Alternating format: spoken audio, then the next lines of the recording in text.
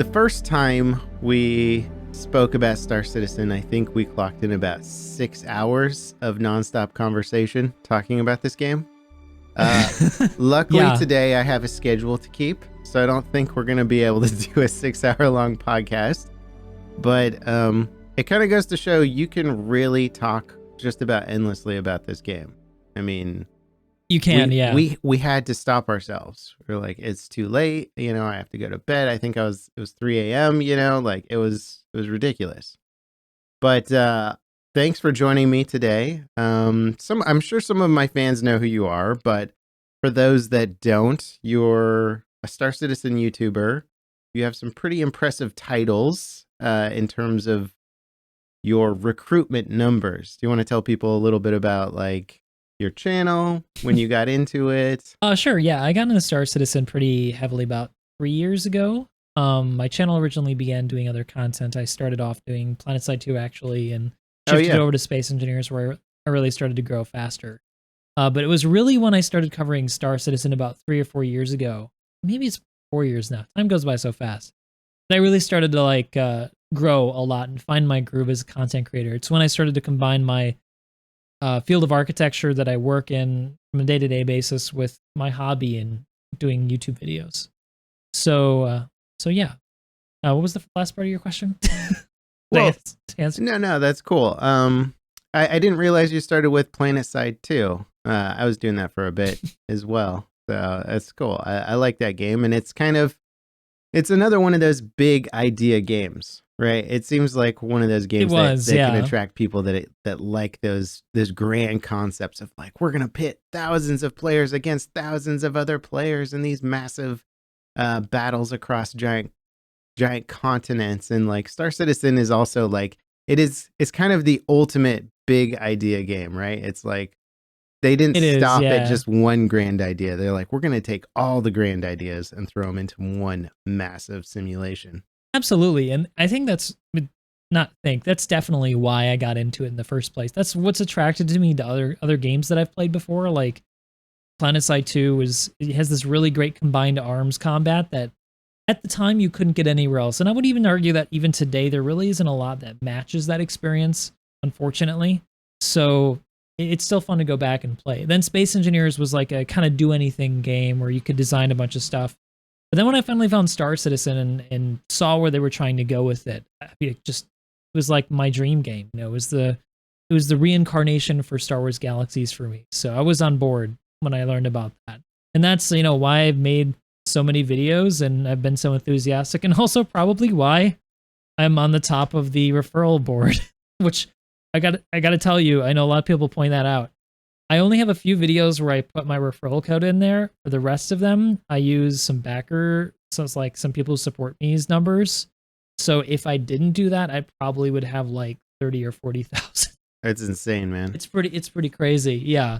It's pretty cool. And I think, you know, it's part of that is because the content you produce is such, you call it, I mean, it's like in YouTube terms, it would be evergreen content, right? Where it's like, it's always going to be watchable, but also it's extremely valuable content. I think I told you when I was getting into the game, I watched your new player guide because I was like, okay, like there's so much to learn. I just need the first like hour of what I need to do in this game. Like, how do I survive the first hour? How do I get into space? And you had a perfect video that like concisely explains all the basic stuff, getting you into space, and that's it. It's not like, here's all the meta and here's the ship, the mission running like guides and like the nuances of it all. It's like, no, here's how you just get started.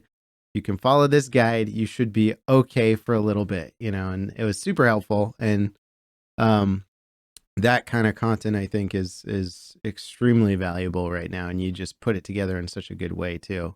You know, on that subject, I feel like for being a content creator and doing evergreen content, starting off for me, since, you know, I didn't have that many subscribers, I'm not as wildly successful as yourself, I had to focus on creating content that, like, to me, I thought brought value to the community, and the easiest way to bring value is to teach people how to do things. And I felt like, you know, it was something that you can always get use out of regardless of whether or not you watch it today or several months from now. Stuff doesn't generally change that much, and it can still be valuable.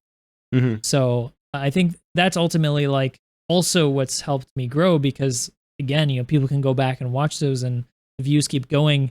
Whereas, news content, which is not only really hard to do because you got to release it as quickly as possible to beat the algorithms, but it's just kind of exhausting because if you get something wrong or something, it can, people get upset or yeah. So Yeah, I don't think a lot of people understand. I've seen criticism. I won't point out the people it's aimed at, but it always like grinds my gear when people criticize the news content guys for not like finally editing all their videos together. I'm like, do you understand how much work it is to like write a whole script last minute, get it out there like as the first person?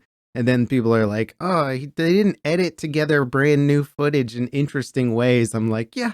Like, do you know how much it's so much work just to get like daily news or like pretty timely news out there? Always cracks me up how much people complain about like little things like that. I'm like, how about you just appreciate the free daily content that some people are providing you? yeah, I give Board Gamer crap sometimes about like using the the same B-roll footage, but Yeah. to be fair to him, he gets videos out so quickly and he covers the content so thoroughly, and Mhm. that's really hard to do. And to keep up with it every single day or every single other day when news comes out is really difficult. And beating the algorithm's no joke. Like if you wait too long and other people put out that video that gets people's attention searching for news, then you're not going to get any growth out of that video. And ultimately, a lot of people depend on this for their income, like I'm bored. So Yeah. Yeah, for yeah, sure. I 100% with you on that. Yeah, and yeah, with Board Gamer too, I appreciate just having like, hey, I want to watch. I if I know some new thing came out about Star Citizen, he'll have a video on it, and I can just pop over there immediately. I don't even have to Google for like, is there more details on the new like salvaging stuff they showed with the Reclaimer or Hmm. something? Like he'll talk about it. Like I know he'll have something on it, so it's always nice to have. Um, Me too. Yeah, I actually listen to his videos very often because it's it is really hard to kind of sift through all the content that Star Citizen comes out with. They do interact a lot with yeah, their community, and not all of it is necessarily like interesting or I don't want to say it's not interesting. It's just not maybe um applicable to what I'm interested in personally. yeah. So it's great that like he goes through that and I can pick out what I want from him and listen to it on my way to work or while I'm maybe recording another video for my own YouTube channel. So Yeah. Well, and that's the weird thing. That's the funny thing about Star Citizen is I was reading, I think everybody's read that latest letter from the chairman from Chris Roberts, which is, so yeah. long, so much information. And he's talking about what they accomplished in 2021 for the game, which is very impressive if you lump it all together.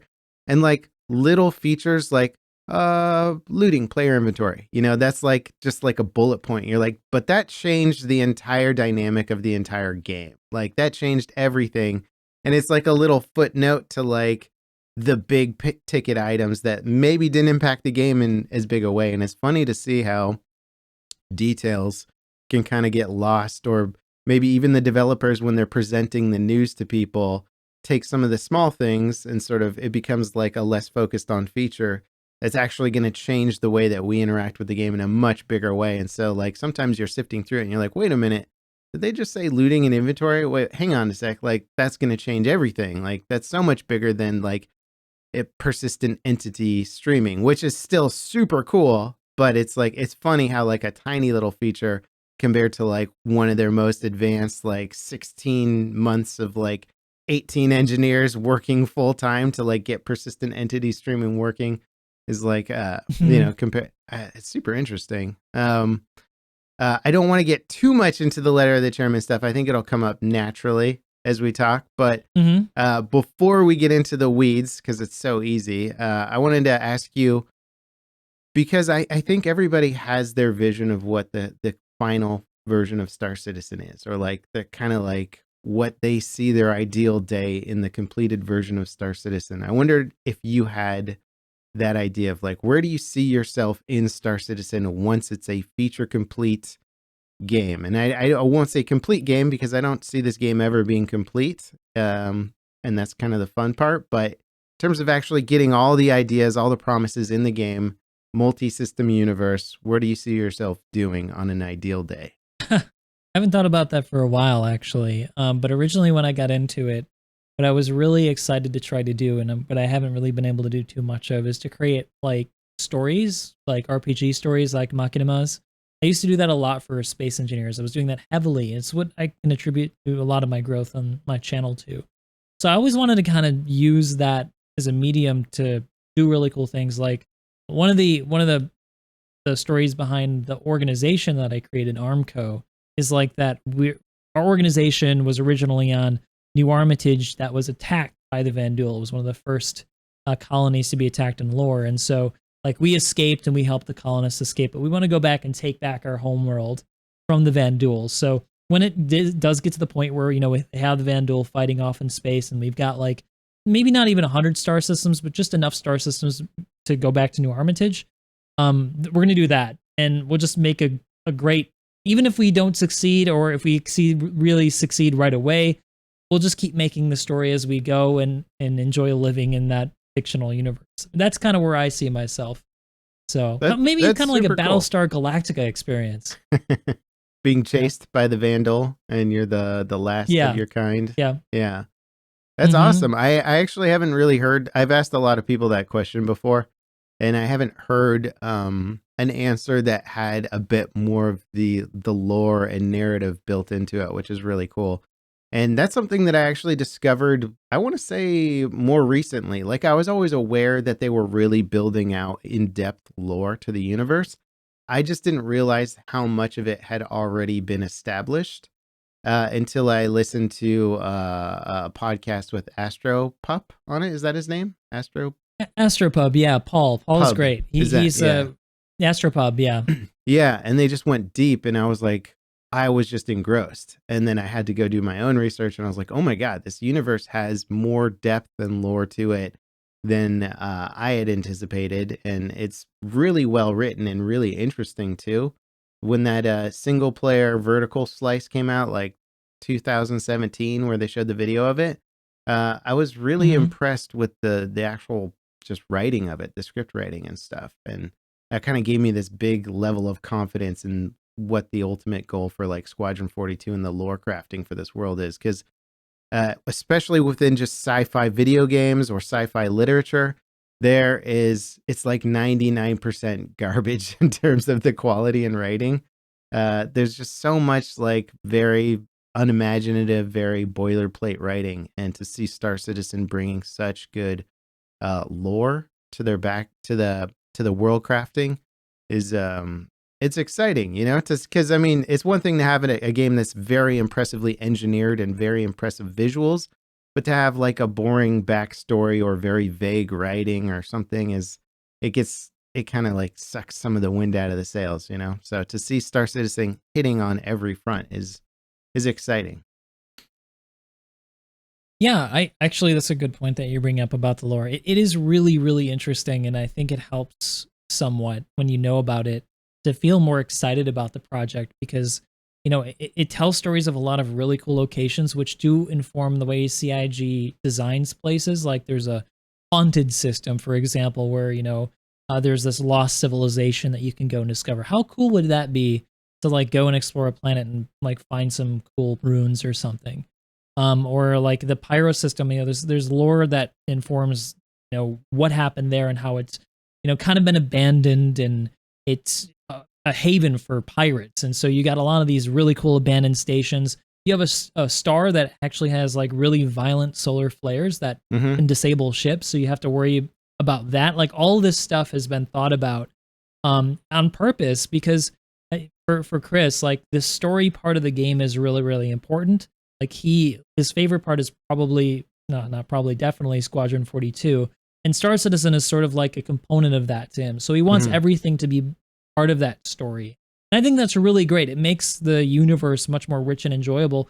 And I think it's why many of us, including myself, love the Star Wars universe so much, because there's so much story and lore to explore in that and get involved with, especially when they have games that come out like Star Wars Galaxies from long ago. You could like be a part of that universe. It was so cool. Yeah. So yeah, it's cool.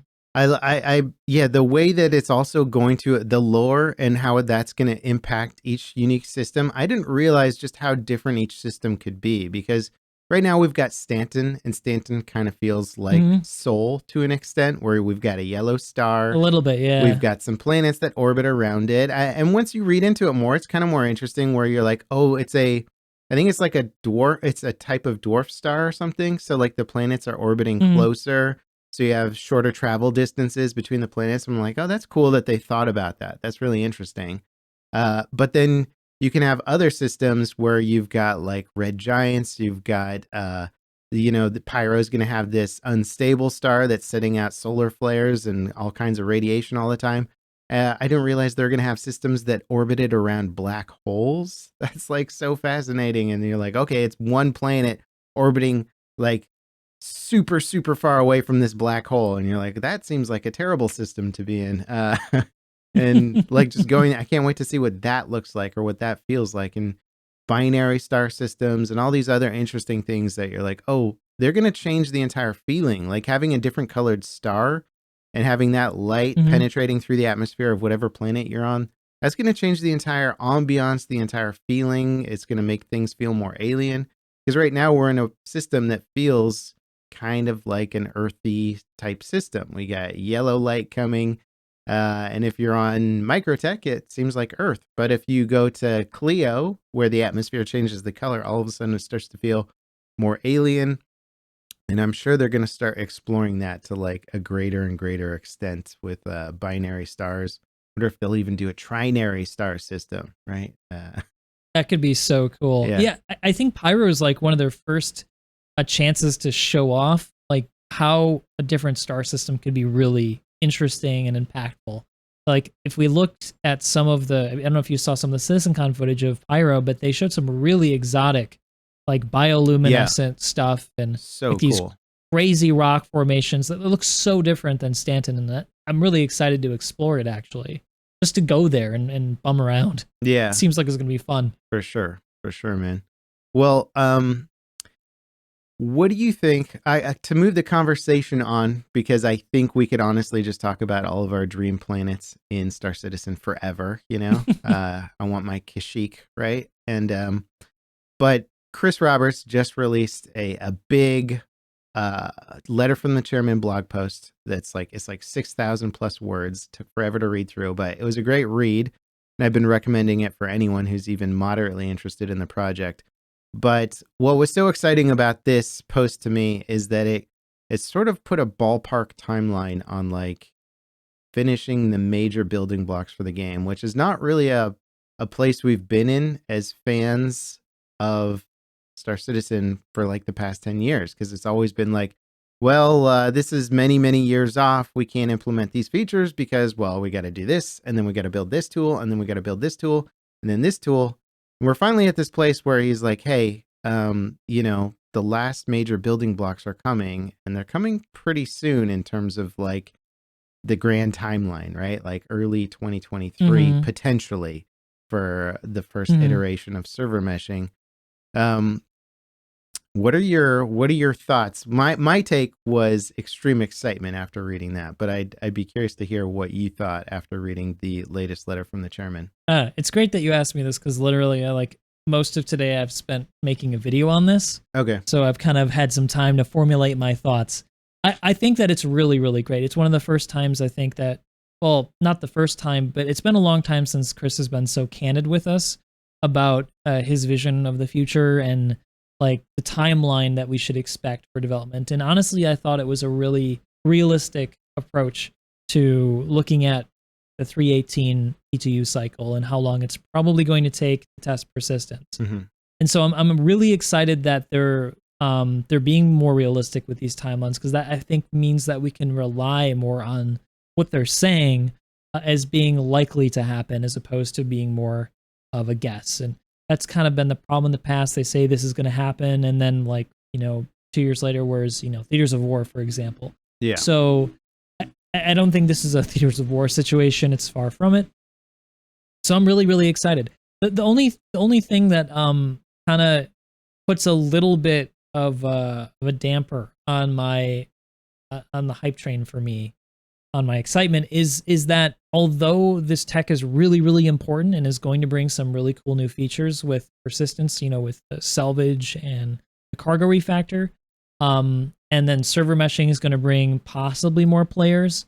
A lot of this tech is like holding back a lot of other tech, that a lot of other features that we really, really want to see. For example, we want to see, player or NPCs walking around on planets. We want to see fauna. We want to see AI traffic to make the universe feel more filled out.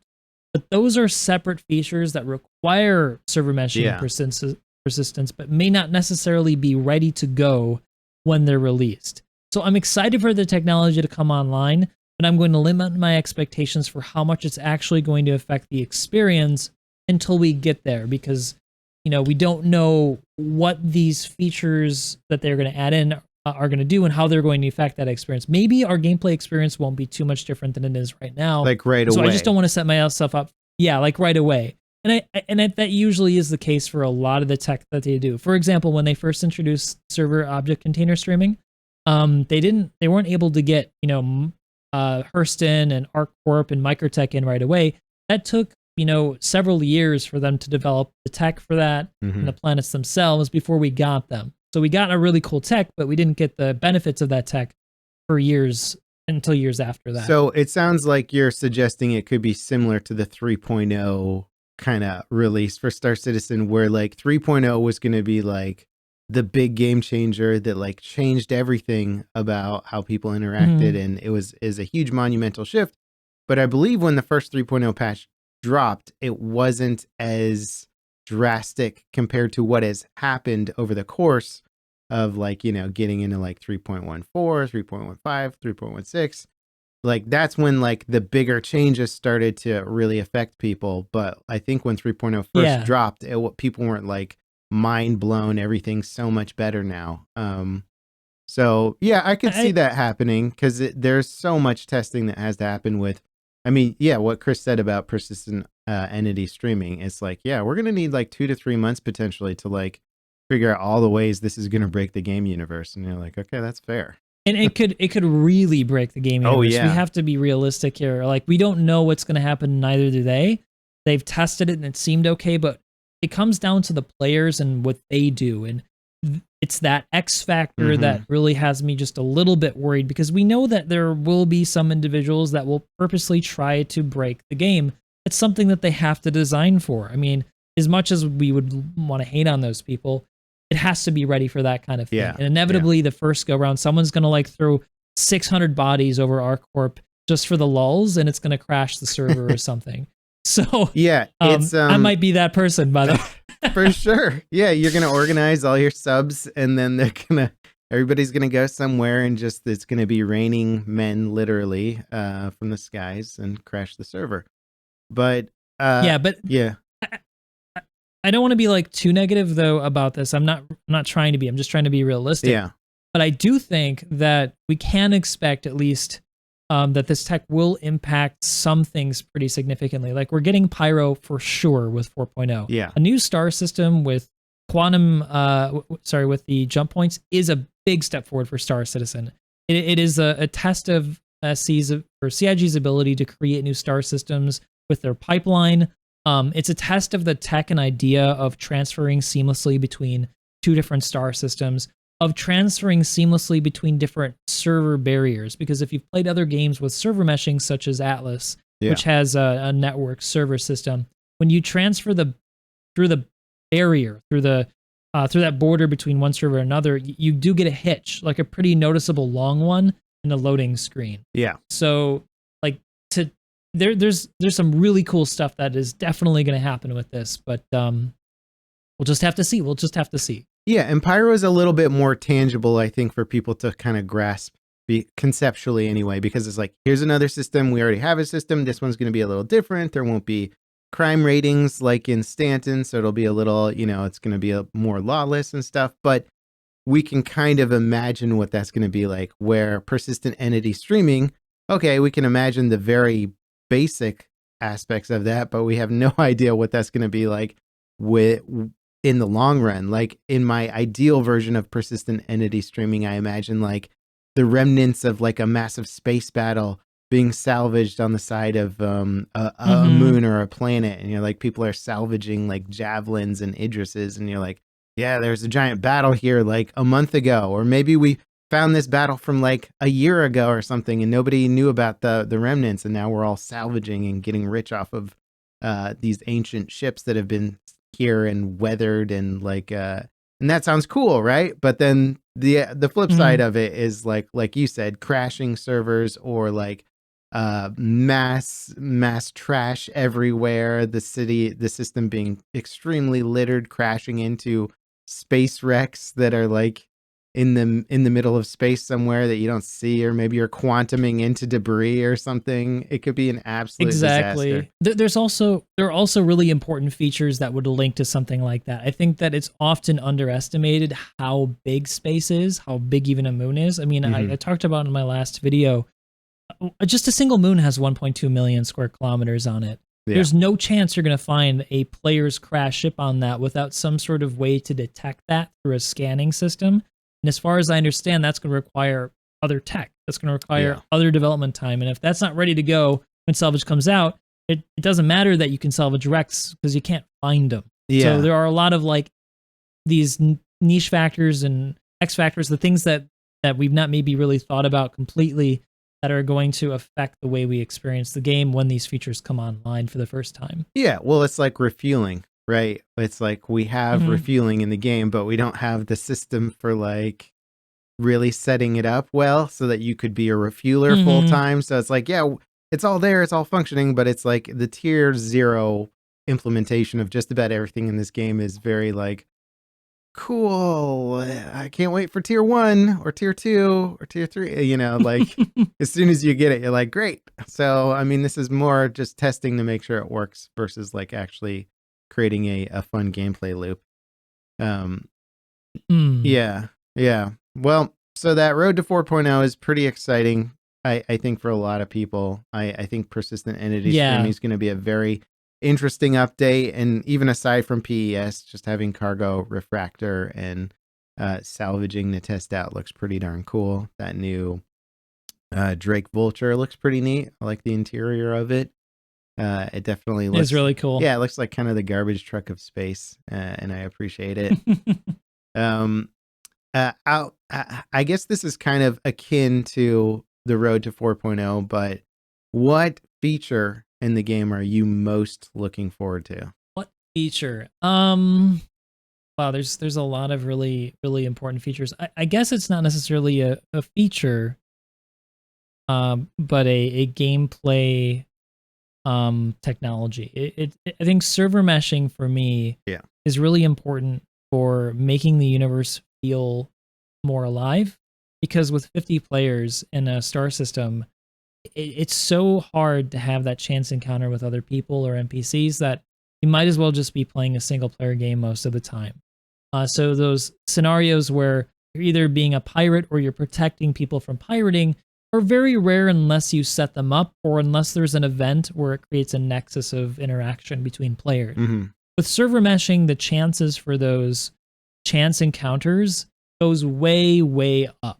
You're always going to have that chance you're going to run into a new friend or an old enemy, or to be able to go out with a couple of your friends and org mates to go do some really cool stuff. So I guess for me that's really the big thing, and it's when for me I think the game's really going to change in a big way and feel really alive. It leads to so many other components of the game for me, because I kind of want to dabble in a little bit of everything. I think trading is really fun. I think mining has some merits. I think bounty hunting is really exciting, especially with the way they're imagining it, where you have to go catch the person and keep them alive and then transport them to the prison to get a bigger return on your catch. Like all that stuff, I want to do it. I want to live the spaceman life, you know? But to get there, we need to have more people in the universe. We need to have it so somebody can't just log off to get away from you when you're bounty hunting, which is so annoying. Yeah, it's very dumb, and I know they're obviously they're aware of that, and they've already talked about like fixing it, but it's just like we don't have it fixed yet. So yeah, you can pop on to some guy and then they're just like log off instantly, and you're like, I had that the other day where some guy killed my buddy, and then I kill him and I go to loot him, and he like logs off and his body just disappears. I'm like, oh, okay. I guess that's how that works. And it's just silly, you know.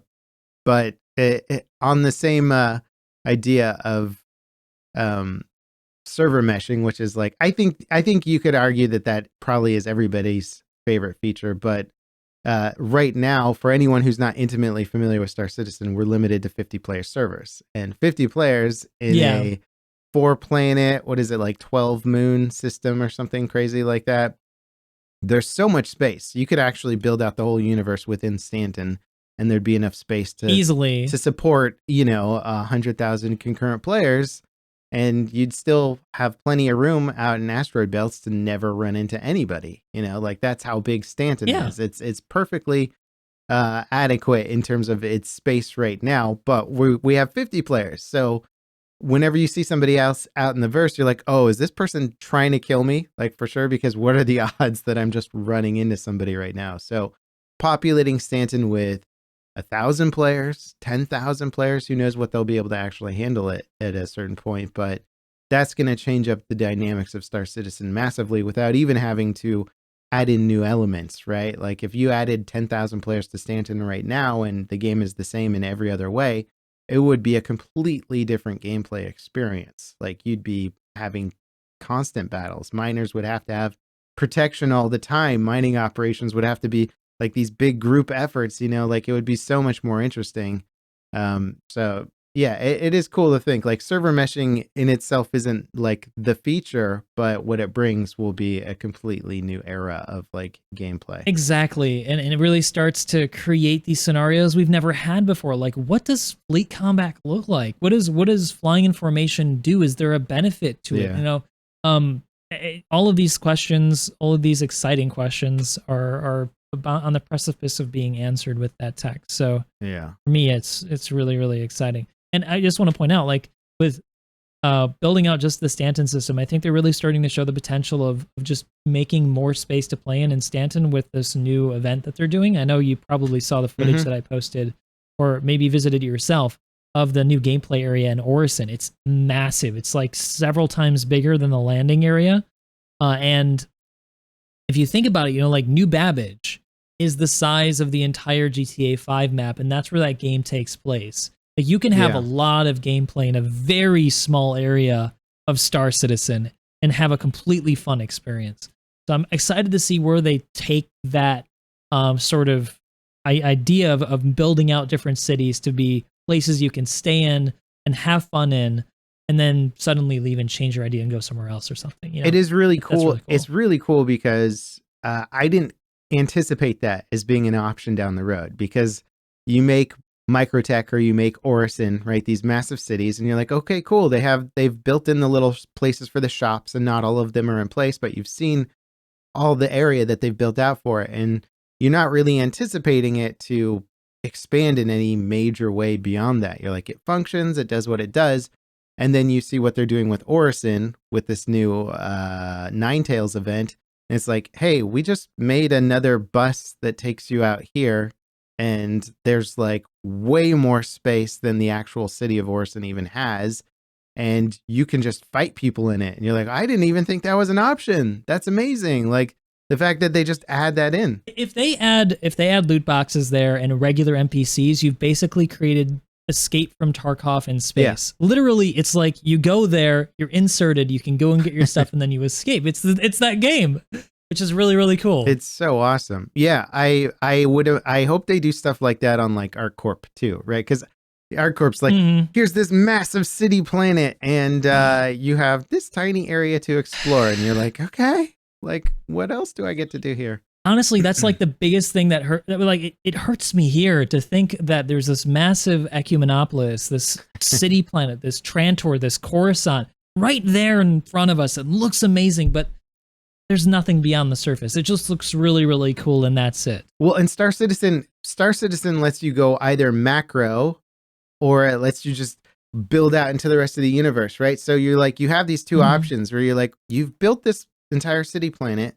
You could just keep pumping detail and options and opportunities into this planet forever, because that planet itself could be its own MMO, right? Like you could just have City Planet, the MMO.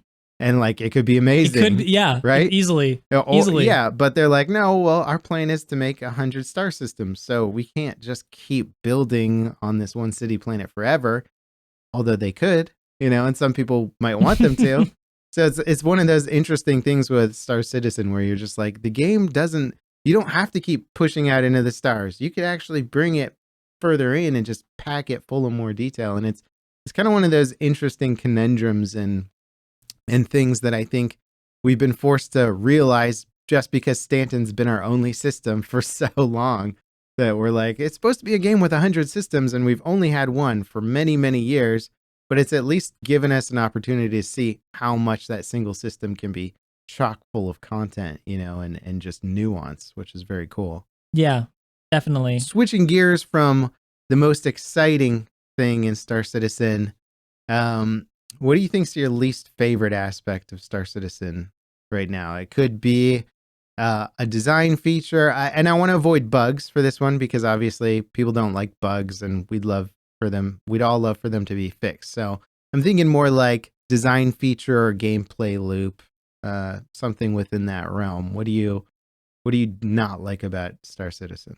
I mean, they're numerous and hard to pick from because they're all pretty equally annoying. I mean, the star map is a community favorite to hate. It's just atrocious, hard to use. I mean, wouldn't it be nice to be able to mark things and actually understand where you're going, to have a HUD that represents things clearly for, what jump point is in your vicinity as opposed to everything in the star system.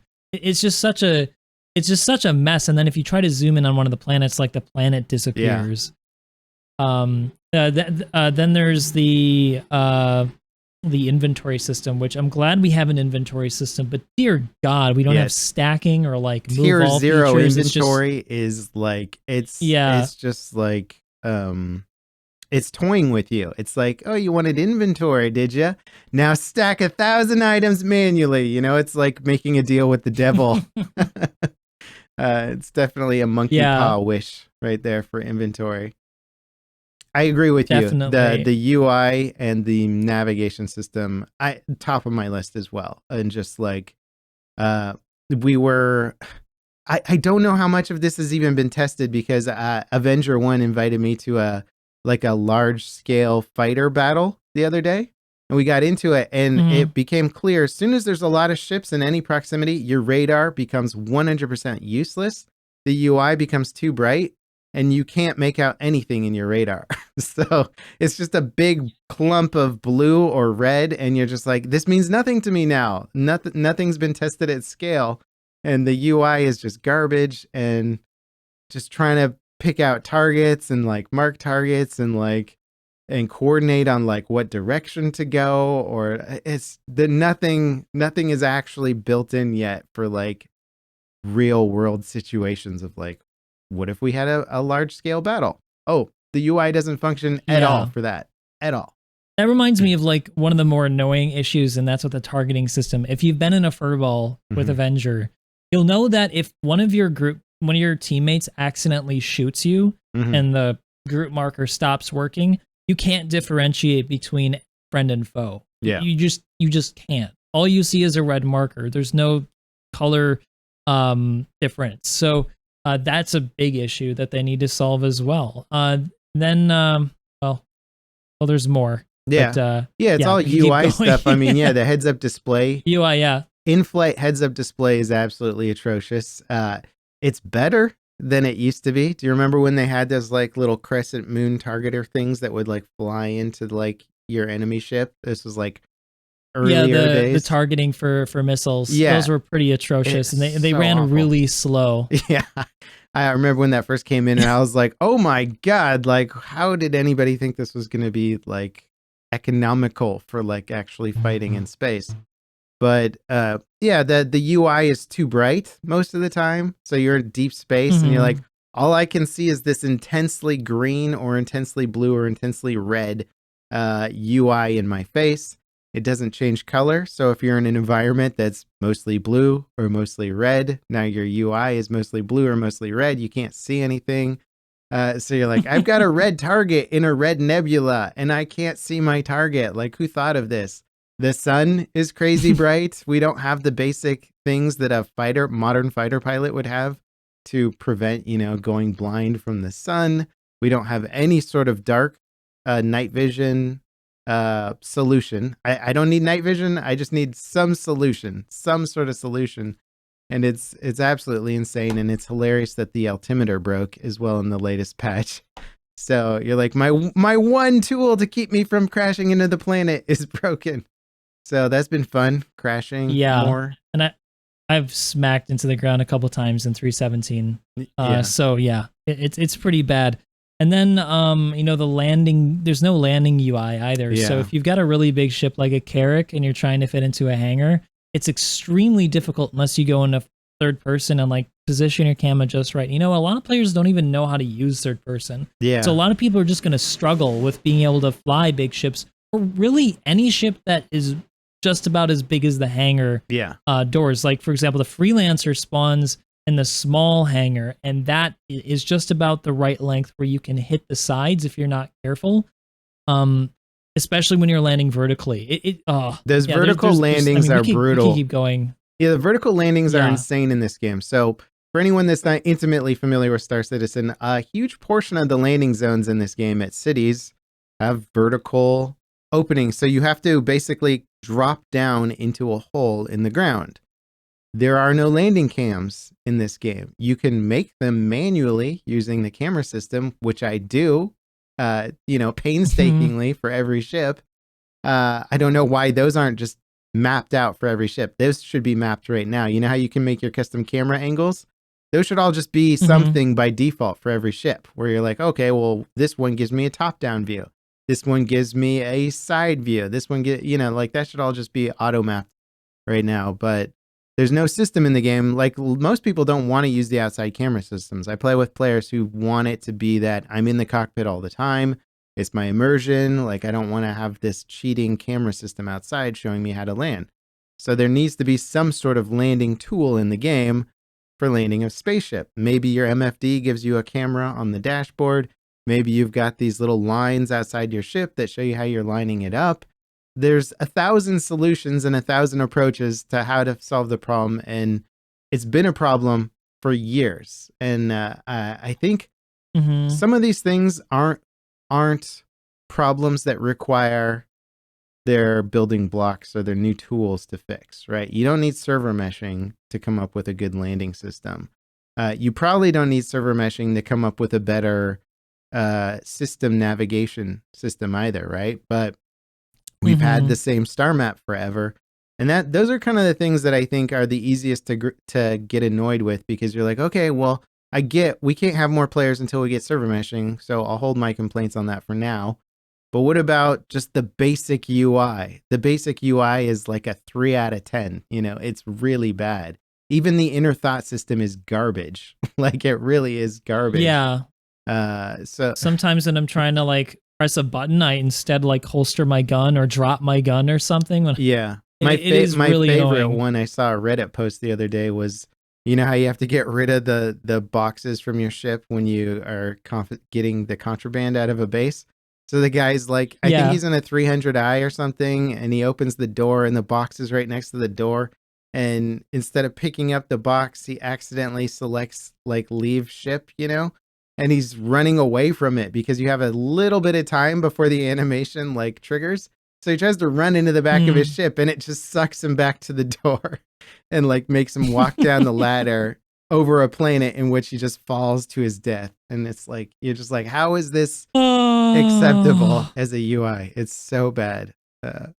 But yeah, those are the easy things to bitch about in this game, and also the head scratchers as to why aren't these things more of a priority? Like, we could fix these now, it feels like. I'm sure they have their reasons, but it definitely feels like there are a lot of easy wins for them if they could put some time onto it. But yeah, I know there's got to be a good reason why they're not doing it, because I just can't understand why they wouldn't.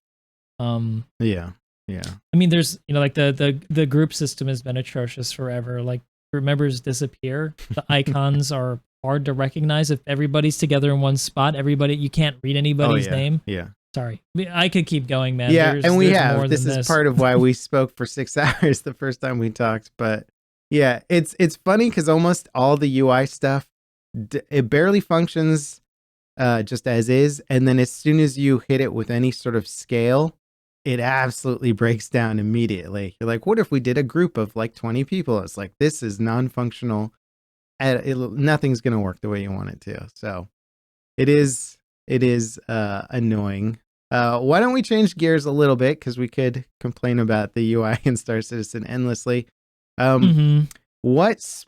what unreleased spaceship are you most excited for down the road? Honestly, one of the most exciting ships for me is probably the Kraken because it's like a carrier ship Mm-hmm. that you can land and repair and refuel ships on and kind of live out remotely on your own with. It's meant to be like a mobile station, a mobile player base. And so my vision is for like when we're doing this stuff where we're trying to go back to New Armitage or we're playing together as a group is that I could log off on the Kraken and log back on in there and have my ships ready to go and play with my friends or my group of friends where they can also grab their ships off the landing pads.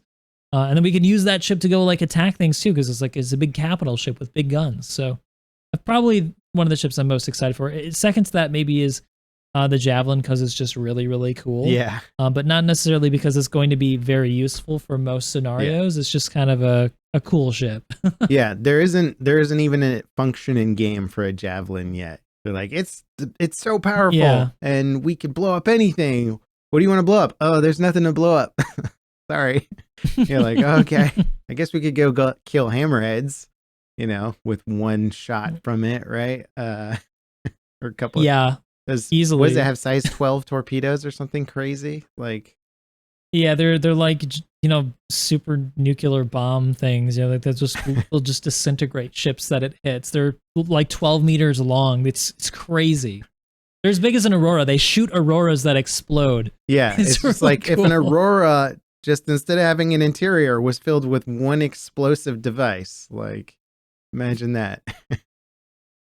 Yeah, no, that Yeah, one's it's gonna cool. be I cool. agree with you. The Kraken definitely is one of those like top tier ships of just like even in the current state of the universe, it will change things up dramatically because everybody's right now trying to like, I've been parking tanks on the deck of an 890 jump, and flying them around and doing fun stuff and like, whoa, you could put like point defense like ballistas on the deck of a Kraken. You could turn a Kraken into like this incredibly well-armed defensive position with like some tricks and whatnot. It would be kind of interesting to see how that like changes up the meta, and I kind of like the idea of that where it's like if you ever see like an oil tanker that's hired mercenaries to defend it against pirates. They like put sandbags around oil tankers and build all these like little makeshift pillboxes and stuff. And like that'd be kind of cool to see a Kraken with like, okay, well we secured a ballista over here and we secured a tank over there, So if anything comes in close, we've got extra firepower to deal with it. We've got like firepower atop our pre-existing firepower, and I like the idea of like. And it definitely goes hand in hand with like the Drake aesthetic too, which is sort of like duct tape and whatnot to get your ship running the way you want it to. And the Kraken just like opens up all these cool new gameplay opportunities with friends. And even solo, it'd be nice to have a ship that could carry something bigger than a small craft with you. Or what if you wanted to carry a fairly sizable ship? I'm not sure how big the hangars are going to be on the Kraken, but the landing pads are sizable. It looks like it could fit. Like They can land like the big pad could land like a caterpillar on it. It's huge. which There's means you could a probably they've fit a hammerhead even or something. Maybe. It's about stretching the limit if it'll stick off the sides, but at that point, I mean, as long as you can get the gear down and the gravity well, you can fly around with it. So Be fine. You could get the it's front gonna gear of have an a lot of goofy 890. things. You could stick the front gear of an 890 on it, and see if it pulls it along. I'm sure there'll be some. There's gonna be a very lot of goofy. weird stuff. Yeah. Yeah. Yeah, the gravity fields in the game are interesting. I'm curious to see how they. I was thinking about it the other day because they have the Bengal in game right now, flying around on fleet tours, and it's such a cool ship. And I was thinking like, oh, it's going to be way easier to land on a Bengal while it's in motion because it's got this huge opening on the front, right? So you could potentially fly in. But there's this weird mechanic with like if you're flying in space, you have your vector and your velocity in space, but as soon as you transfer to another physics grid, which would be the interior of a bangle or the landing pad, you now are absorbing that physics space, and there's this weird translational thing that happens where your in-flight velocity transfers to the new physics grid. And I don't know if they've actually solved that problem yet. I assume they're going to have to solve it for Squadron 42 because I think the game mostly takes place on an Idris where you essentially have an internal hangar that you fly into and fly out of. But I don't believe they have that solution in game yet. So it'll be interesting to see how they I don't know. solve that problem. Because you've seen the people trying to land on the 890 while it's in motion or take off from a Carrack, right? If it's in motion, as soon as you get out of the Carrack, all of a sudden your ship thinks it's not in motion anymore, right? Because it doesn't transfer your momentum from the Carrack to your ship as it leaves the hangar bay. So you've got all these weird like problems with that, and I'm surprised they haven't tried to fix that yet. But I mean, I am, and I'm not surprised, but it'll be interesting to see. I did hear them explain this once that the calculations required for inherited velocity are really complex, and that's something that they will eventually tackle, but it's something further down the line. I don't know what they're doing for Squadron 42. That's a really good point, but it is a single player game, and they probably have ways to fake it so that they don't have to deal with those physics calcs. But yeah, I don't know. There's a lot of weird problems. Like, for example, if you throw a box outside of your ship while it's moving in space, it'll just go back and hit your ship and make it explode. Or like as you say, when you try to detach from it. Videos. Yeah. Yeah. There's a number of issues that they'll solve. But these are the issues that you start to run in with a game like Star Citizen that's trying to be so detailed with such a big scope. It's like they realize that there are these problems that nobody's ever had to deal with, because nobody's ever tried to get to this point. So it's exciting and a little daunting. That's actually my biggest fear for this game is I believe their vision, or at least what they want to accomplish, is a much more hardcore game where death has a very big impact and you want to avoid death at all causes. But they're also making a game that is so complicated and that I don't see them solving the issue of players not dying all the time, because it just happens. I die. I went on a monitor mission the other day, and I've logged hundreds of hours now flying with dual sticks and all this stuff. And I'm like, yeah, I'm pretty good at I can take out a hammerhead with a smaller craft, learning the dodging and the looping maneuvers. And I just was looking down at my dash for half a second and looked back up, and whoops, I was, going 1,000 meters per second and clipped the side of the monitor space station and blew up, right? And like, that's just going to happen and I was talking to Avenger 1, who's one of the best pilots I've ever seen, and he crashes all the time. All the time he crashes into stuff. So you're like, you take some of the most skilled, some of the most crafty players in the game, and they're still dying on a daily basis all the time. And the game doesn't even have a fraction of all the features and gameplay loops and mechanics that it wants in it. And I just fear that they're never going to get to the point where people aren't just dying constantly for silly reasons. And that is part of the fun with, it's not even a complaint really. It's more of I don't think they're going to be able to make the death system quite as hardcore as they want it to be, because it might just be too prohibitive because of the scale and detail of this game. You can do something like that in like EVE Online, because I can play EVE Online and not die for months at a time, because I can't crash my ship into anything in that. And there's no docking mechanics that I'm going to screw up accidentally and land poorly. And it's very stable and handles like mass scale stuff very reliably and all this other stuff, because it's just a simpler game, right? They can make death hardcore in that because it's simpler and you're not going to die for dumb reasons accidentally. Star Citizen, you're going to die for dumb reasons accidentally all the time. Whether it's in space, whether it's on a planet, whether there's 10,000 reasons that'll get you killed in this universe that are somewhat comical, and they're going to be part of the game probably forever, because it's just too big of a scope. And I think their whole death of a spaceman hardcore gameplay loop is going to have to be scaled back considerably just to deal with the fact that this game is not going to be super easy to play and super cut and dry and fine tuned. You know, that's what I see coming down the road, is having to scale back on that hardcore nature. I think that as they start to solve game breaking bugs that cause random player death, that's when they'll have to start tweaking that idea, because right now it is a little bit early to try. Like I agree though, like there are going to be certain situations where you're just not going to be careful and you're going to accidentally run into a space station. But I think that they need to get these bugs taken care of and then figure out how much they need to bring it back. And I do think that they will have to, as you say. Yeah, because I honestly I can see so many different reasons that you could die, just so many different ways. I mean, you could be lifting a cargo box with a new cargo refactor and it falls over and kills you. Or you could be like our last gameplay session, you could be running through a hospital on your way to a medical bed and trip over an object on the ground and die on location.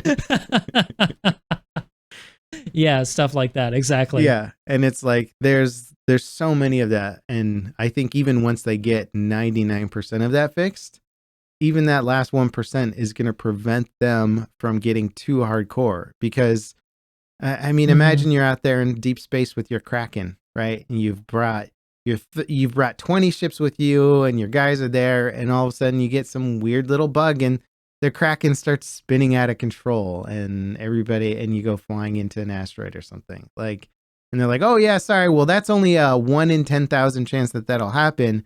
But guess what? That 1 in 10,000 chance just ruined hours and hours of work and the deep immersion and the basically it's going to thwart a heavily punishing game system, right? Because even if you hit that 1 in 10,000 chances, well, it screwed up everything, right? What if you put all your money into a massive cargo run and you're shipping one thing from one place to another and you've taken all the precautions so pirates don't get you or something. Maybe you've got an armed escort and you just get that weird little bug that for whatever reason screws up your ship and it crashes or something. Well, now you've lost months of work on all the money that you just like put into your cargo that just got exploded or sent somewhere or wherever. That's what I worry about. Like you're going to have to scale back a little, because even if with that last 1% of bugs remaining, it's going to be enough to ruin some of that hardcore nature of the game. So they'll have to find a balance. And I think that balance is much closer to casual than they think right now. But that's what I'm anticipating. I think you might be right, for sure. Yeah. Well, I'm really excited for the coming months. I anticipate spending much more time in the PTU if there's 2 to 3 months of hardcore testing of the persistent entity streaming system. Looking forward to that salvage. I know a lot of people want to see their big reclaimer ship starting to chomp things up, but we'll see what happens with that down the road. Yeah, there's some exciting stuff happening. And I mean, if it's not even just that, they have a lot of events planned, like the Ninetales event, and there's others. So the events are so cool. A lot of stuff. Yeah. They are. Yeah, and they're getting cooler. Like the difference between this one and the last one, Jump Town, is pretty massive. Yeah, and Xenothreat, like that's what kind of brought me into the game, was like Xenothreat going on. And I was like, wait, I didn't know you could have the capital ships were fighting against each other in this game, and just like going into Xenothreat, I think I had a Nomad or something, and I was like, what's happening? You know, like a ship totally unequipped for the situation. Watching capital ships slug it out in deep space, it was awesome, you know? And so like these events I think are great, and they need to do more of them, especially for like the people who are on daily, more or less, you know? Like I wouldn't mind a weekly event. Rotate through all your events on a weekly basis. That'd be fantastic, or something, you know? Yeah. Like, give me more stuff. One thing we didn't talk about in this podcast, and we don't have a lot, there's so much we could talk about. One thing we didn't? Quanta. Yeah. Well, yeah, like one really important thing actually is Quanta. And that's supposed to be one of the triggers for these events. And I think once this feature comes online and in more force, we can start seeing things that happen that keep us in the game longer, like suddenly the Xeno threat happens and we have to go deal with it. I mean, that's going to be a really exciting time. And I don't think that necessarily needs server meshing. Yeah. So, yeah. Well, it's already the tier 0 Quanta is already in, right? And they're just basically absorbing the data right now to like figure out how to fine tune it and tweak it before they implement it on a deeper level. But what's funny about Quanta is like that thing where it's like when 3.0 or 4.0 came out, it changed the game in almost no noticeable way, right? Where you're just like, I don't get it, you know? And Quanta's the same, right? It's like it's technically in the game, but nobody sees it, right? Nobody's really aware of it. Yeah.